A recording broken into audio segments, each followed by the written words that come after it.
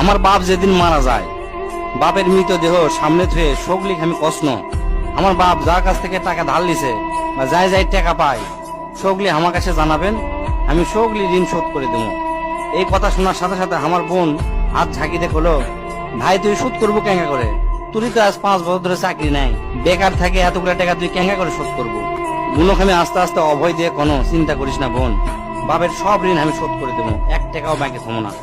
পরের দিন সকালে ঘুমোর থেকে উঠতে না উঠতেই দরজা খুলে দেখি বারান্দার 4-5 জন লোক বসে আছে, পাওনাদার। দেখে আমার গাও ঘামে উঠলো। অকেরে কি কমো, আমার মুখের ভাষা আসলো না। রাতটা ঠিক মতো পার হবার দেয়নি, আসে হাজির। সামনে যাতে একজন খাড়া হলো, খাড়া হয়ে আমাক করছে, আমি অমুক ব্যাংকত থেকে আসছি, আপনার বাপ তার বেটা বেটির নামে 20 লাখ টাকা ব্যাংকত থুয়ে গেছে, তাড়াতাড়ি ব্যাংকত আসেন। বাদ বাকি 4-5 জন যারা আছে তারা সকলি করছে আমাকে সমিতিতে আপনার বাপ 20 টাকা করে জমা